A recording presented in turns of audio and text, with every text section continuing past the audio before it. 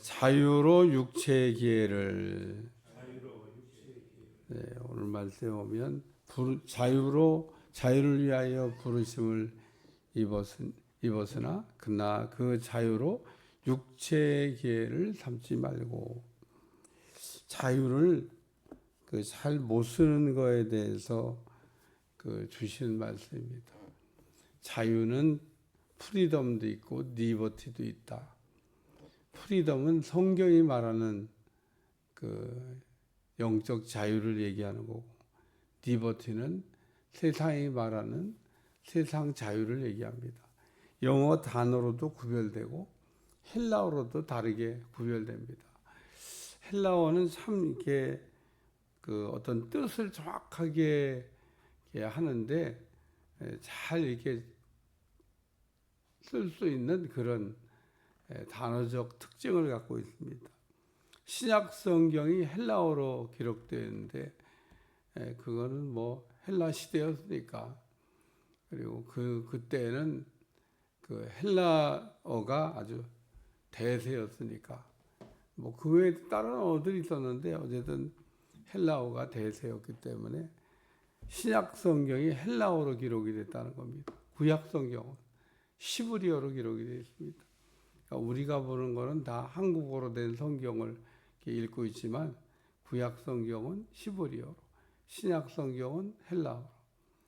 신학교 처음 갔을 때 헬라어 신약 성경을 사서 들고, 야, 신기하다. 읽을 수는 없지만 신기하다. 글씨만 보고 이제 신학교 가서 공부하면서 헬라어를 배우고 떠듬 읽었던 기억이 납니다. 요즘은 그럴 필요가 없어요. AI가 착착 번역해 주는데 번역도 잘합니다. 그러니까 헬라어로 이게 무슨 뜻인지 좀 알려줘봐. 사전 찾고 고민할 이유가 없어요.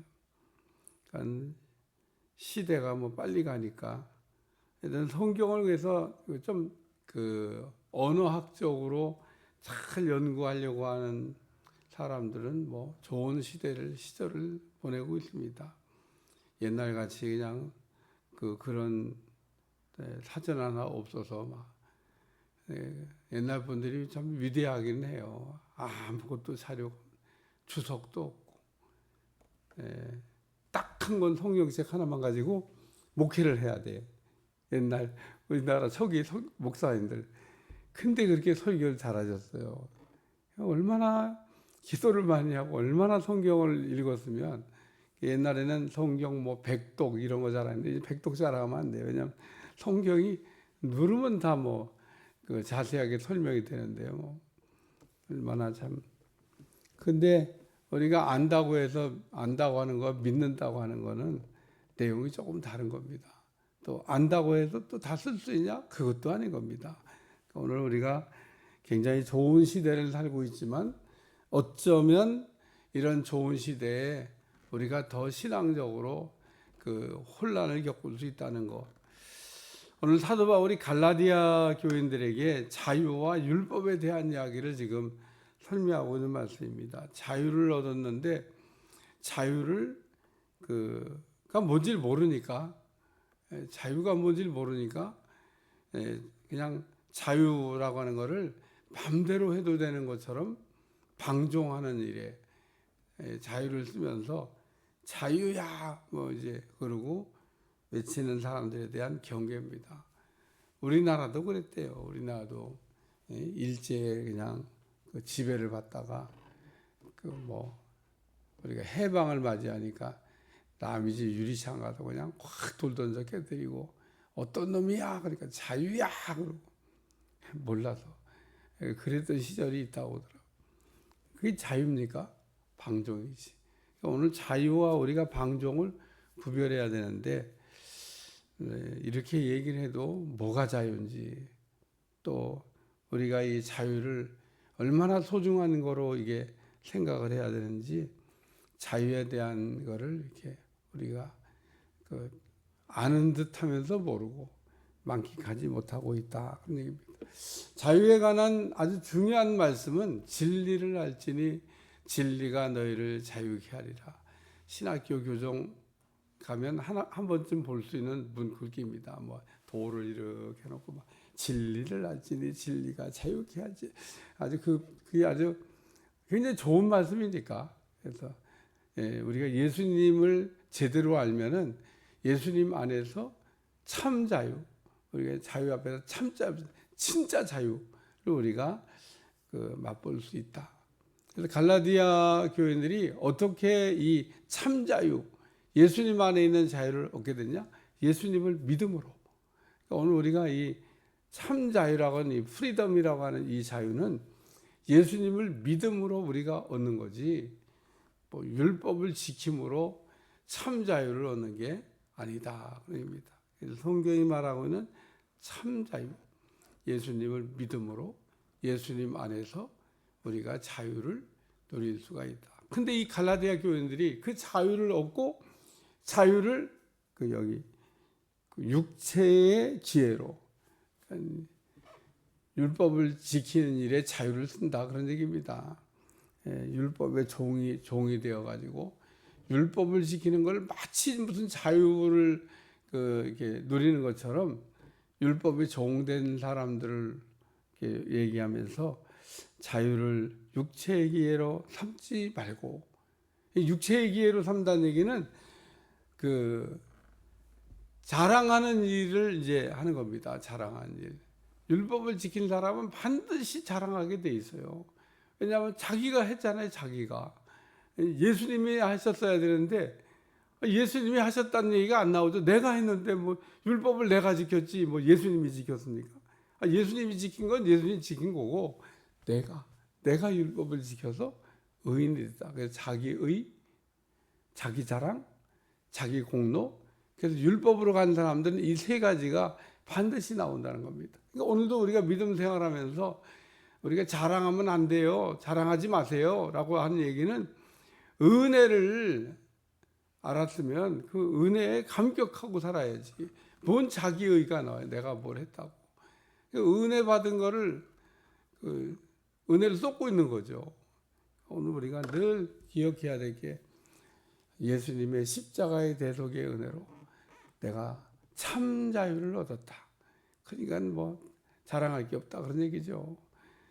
그리고 그게 탕감의 비유에서 나오듯이 조금 탕감받은 게 아니에요. 우리가 조금 탕감받으면 그까짓 걸 갖고 뭘 그러냐고, 뭐 조금 탕감해지고 아이고 그걸 가지고 이렇게 우리가 얘기할 수 있는데, 그렇게 얘기할 수 있는 빛이 아니에요. 우리가 갚을 수 없는 어마어마한 빛을 이렇게 우리가 졌는데 그걸 탕감받은 겁니다. 갚을 수 있는 게 아닙니다. 그러니까 그걸 탕감받으니까 우리가 늘 살면서 생각해야 될 거는 감격이죠. 그리고 나는 무익한 종입니다. 이게 깨달아서 무익한 종입니다라는 표현이 나와야 되는데, 그냥 머리로 들은 거 가지고 나는 무익한 종, 그렇게 얘기하는 그 말 속에는 교만이 들어있는 겁니다. 무익한 종이라고 깨닫지도 못했는데 그냥 입으로만 나는 무익한 종입니다, 잘난 척하는 거죠. 그게 교만이라는 겁니다. 그러니까 오늘 무익한 종이라는 말을 할 때는 정말 내가 무익한 종이라고 하는 걸 깨달아서, 나의 나 되는 것이 하나님이 내가 한 게 아무것도 없다는 얘기를, 나는 아무것도 아니라는 얘기를, 내가 이전에 자랑하던 거가 이제는 배설물같이 버렸다. 그 자랑거리가 아닌데 내가 자랑을 했구나. 이렇게 깨닫고 나의 나 되는 것이 하나님의 은혜라. 두 번째 말씀은 율법은 내 이웃 사랑하기를 내 자신가라 하신 말씀을 해서 이루어졌다. 그래서 오늘 그렇다고 우리가 율법을 안 지켜도 의인 됐다고 해서 우리가 그러면 그 이웃을 미워하고 살아야 되냐? 그건 아니지 않냐? 율법을 한마디로 얘기하면 사랑인데, 오늘 우리가 사랑을 못해서 죄인이 됐는데, 오늘 우리가 예수님의 은혜 안으로 구원받고 의인되고 난 다음에 우리가 이 땅에서 예수님처럼 사랑할 수는 없지만, 오늘 우리가 하나님을 사랑하려고 그러고 이웃을 사랑하려고, 왜? 사랑의 빛을 졌으니까. 내가 예수님께 큰 사랑에 빚을 졌으니까 내가 평생 갚아도 다 못 갚아요. 근데 그냥 뭐 갚겠다는 뜻이 아니라 그냥 그 은혜에 감격해서 나도 조금 흉내는 좀 내야 되지 않겠냐. 그러니까 율법에 그 말씀하는 그 사랑을 우리가 뭐 실천했다, 다 이루었다, 뭐 그래서 의인 되겠다고 하는 게 아니라 은혜를 받고 보니까 그 엄청난 사랑에 빚을 진 거를 갚아야 되겠다고 하는 게 다 마땅하지 않냐. 우리가 사랑으로 살아야죠. 하나님도 사랑하고 살고 이웃도 사랑하고 살고. 그러니까 이 율법을 지킴으로 무슨 뭘 어떻게 해보겠다는 게 아니라 사랑의 빚을 우리가 깨닫고 사랑의 빚진 자로서 빚을 좀 갚으며 살아야 되겠다. 그런 생각에서 우리가 하나님 사랑도 하고 이웃 사랑도 해야 된다는 겁니다. 해야 된다는 거. 그러니까 오늘 율법이라고 하는 걸 뭐 지켜야 되냐 안 지켜야 되냐 이게 아니라 우리가 참 자유를 알고 은혜를 알면 우리가 누구한테 뭐 그 대가 없이 큰 거를 받았을 때 가끔 그런 얘기 하잖아요. 나한테 갚을 거는 없고 당신도 또 그런 사람 만나면은 갚으세요. 에? 그게 이제 사랑에 이게 흘러가는 거잖아요. 내가 주님께 어마어마한 빚을 지고 보니까 뭐 나한테도 빚진 사람 별거 아닌데 다 용서하고 사랑하고. 예, 근데 그 이론으로는 말씀으로는 되는데 실제 해보려고 그러면 우리는 아주 정말 그 뭐 용서할 수 있어야 될 것 같고 해야 된다고 하는 건데도 그거 하나 우리가 해결을 못 해가지고 그냥 이를 깎게 물고 무슨 원수를 대하는 것처럼. 그래서 우리 주님이 이 부분에 대해서 그 율법으로 의인됐다고 하는 율법사에게 가서 너도 이와 같이 하라. 강도 만난 자의 이웃이 누구냐? 가서 너도 이와 같이 하라. 그러면서 강도 만난 자의 이웃이 되라는 얘기를 그 비유로 이렇게 설명하셨는데 오늘 우리도 강도 만났을 때 우리가 강도 만났을 때 예수님이 나를 이렇게 친절하게 살려주셨잖아요. 그러면 나도 가서 강도 만난 이웃을 보면 나도 친절하게 예수님처럼까지는 못해도 좀 비슷하게라도 좀 하면서 사는 게 마땅하지 않냐는 겁니다. 마땅하지. 깨달으시기를 축원합니다. 그래서 오늘 율법으로 우리가 뭐 의인되고 뭐 자유롭겠다고 그러면 안 되지만 강도 만난 자의 이웃이요. 참 예수님이 그 선한 사마리아의 비유를 통해서 율법 교사에게 알아듣도록 이렇게 하셨는데 왜냐하면 유대인들은 이웃이지만 사마리아 사람은 이웃이라고 생각은 안 했어요. 그러니까 이제 율법사에게 예수님이 하시면 네 이웃이 사마리아 사람이 될 수도 있고 또 그 사람 말고도 또 이방인이 내 이웃도 될 수 있어. 그 이웃이 강도를 만났는데 너 어떡할 건데? 너는 이웃이 유대인이라고 네 동족만 사랑하고 네 동족의 틀을 넘어가는 건 안 돼? 그러니까 유대인들은 못 넘어갑니다. 안 넘어갔습니다. 이방인의 집에 가는 걸 아주 무슨 금기사항처럼 생각하고 베드로가 이방인의 집에 갔다 오니까 막 난리가 났잖아요. 어딜 무슨 이방인이라고 해서 고넬료가 형편없는 사람이 아니에요. 유대인들에게 다 칭찬받는 유대인들에게 다 존경받는 그런 고넬료의 집에 갔다 왔는데도 불구하고 무슨 고넬료가 형편없는 사람이 아닙니다. 이스라엘 사람들을 위해서 정말 헌신적으로 사랑했던 그 고넬료, 기도를 잘했던 고넬료, 그 유대인 사도를 한번 만나고 싶다고 기도했는데 하나님 거기에 응답해서 베드로가 갔다 왔는데 난리가 났습니다. 난리가. 어디를 유대인이 이방인의 집에 못 가는 줄 그것도 모르고 갔다 왔냐고, 그렇게 분별력이 없냐고 막. 하나님이 가라고 그랬어. 내가 가고 싶어 간 거. 아마 그래서 내가 가고 싶어 간 게 아니라 난 안 가려고 그랬지. 근데 하나님이 갔다 오라고 했어. 그래서 어쩔 수가 없었어. 그러니까 베드로도 얼마나 난처했으면 궁색한 변명을 했겠어요. 당시에 뭐 그러니까 오늘 우리도 강도 만난 사람의 이웃이 돼야 됩니다. 누가 강도 만난 자의 이웃이냐. 세 번째 말씀은 서로 물고 먹으면 피차 멸망할까 조심하라. 서로 원수처럼 싸우지 말라고 하는 말씀입니다. 서로 물고 먹으면 피차 멸망할까 조심하라. 오늘 우리가 물고 뜯는 사이가 되면 안 되고 서로 사랑하는 사이가 돼야 되는데, 예수님이 그래서 세 계명을 주신 게 내가 너희를 사랑하고 같이 너희도 서로 사랑하라. 예수님이 우리를 이렇게 아가페로 사랑하셨는데, 야, 내가 너희를 아가페로 사랑했지만 그 아가페 사랑이 얼마나 어렵냐. 너희는 그냥 필레아 정도만 해도 돼. 아니, 그건 아니고 그냥 아가페나 스톨게 정도만 해도 돼. 뭐 그렇게 예수님, 그래 뭐 부모 자식 간의 사랑 정도 하면 되지 뭐 너희가 어떻게 아가페로 사랑하겠냐. 근데 거기에 내가 너희를 아가페로 사랑한 것처럼 너희도 아가페로 사랑하라고 쓰여져 있지, 그 헬라어 단어가 뭐 그 필레아나 스톨게나 에로스로 되어 있지가 않습니다.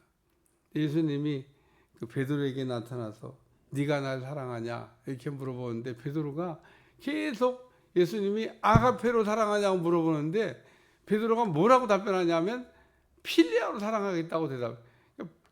예수님이 그렇게 대답을 명확하게 못하는 베드로를 보고 다시 묻고 왜 다시 묻냐? 필레아가 아니야. 너 그거 대답 못해? 너 왜 아가페로 사랑한다고 그 대답을 못해?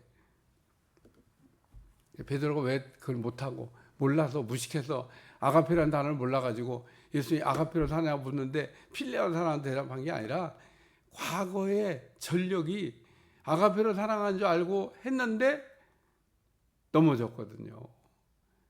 너무 자신만만하게 아가페 사랑할 수 있다고 하는 것도 문제입니다. 문제.